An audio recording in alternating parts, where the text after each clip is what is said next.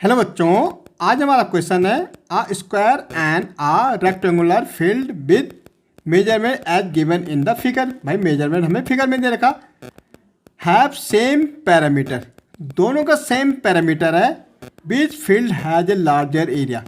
अगर इन दोनों का क्या है, ये सेम पैरामीटर, पैरामीटर हमारा क्या होता है, चारों साइड का सम जो होता है हमारा, चारों साइड का सम अगर हम करेंगे तो सेम है बस दोनों का।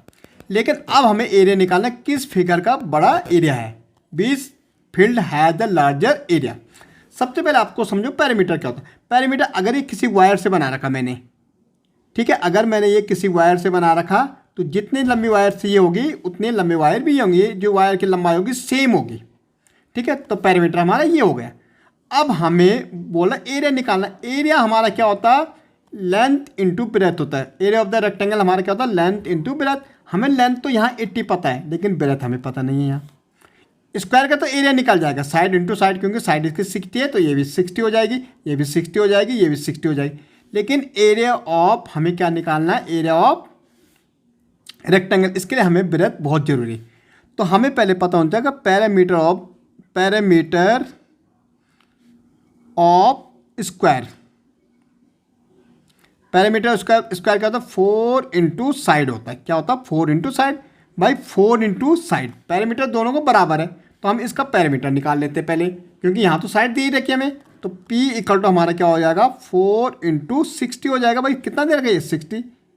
तो पैरामीटर ऑफ द स्क्वायर कितना हो जाएगा, 4 6 जा 24 और 0 कितना हो जाएगा हमारा 240।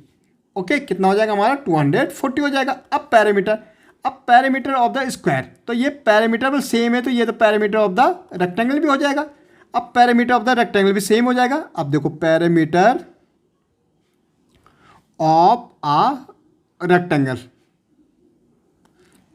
क्या होता है हमारा, 2L + B होता है। ये हमारा फॉर्मूला है।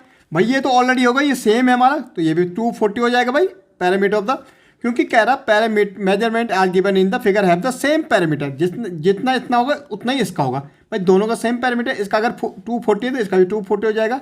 ये कैसे निकलता है, 2। अब लेंथ तो हमें पता है इसकी कितनी दे रखी, 80 दे रखी, और ब्रेथ हमें पता नहीं है। अब देखो 240 इसको करेंगे तो कितना हो जाएगा, 160 हो जाएगा, मल्टीप्लाई A × 16 और प्लस 2B, हमें इससे ब्रेथ मिल जाएगी। अब 240 आगे आ जाएगा, यहाँ 160 हो जाएगा। क्यों आया, क्योंकि इक्वल का साइन है, इधर आ गए तो माइनस हो गए 2P। भाई 0 को 0, 14 में से 6 गया 8, कितना आ गया 80, 2P। अब देखो मुझे B चाहिए, तो 80 अपॉन ये 2 कहाँ आ जाएगा, डिवाइड में आ जाएगा, कितना हो जाएगा 40। तो हमें अब B फॉर ब्रेथ, ठीक है, ब्रेथ हमें मिल गई रेक्टेंगल कितनी है, 40। अब मुझे भाई रेक्टेंगल लेंथ भी मिल गई, लेंथ कितनी 80 है और ब्रेथ कितनी है 40 है। अब एरिया निकाल सकते हैं हम। तो area of the rectangle, area of a rectangle क्या होता, L इंटू ब्रेथ। भाई L कितनी है, 80 है, ब्रेथ कितनी है 40 है, तो कितना हो जाएगा 8 4 जा 32, और ये 0 0, अगर ये सेंटीमीटर है तो सेंटीमीटर स्क्वायर हो जाएगा। ओके, अब ये हमारा एरिया निकलेगा रेक्टेंगल। अब area of the square of square क्या होता है, साइड इंटू साइड। साइड कितनी थी भाई इसकी, 60 है, इसकी ये 60, कितना हो जाएगा 36, और ये 0 सेंटीमीटर स्क्वायर ये भी।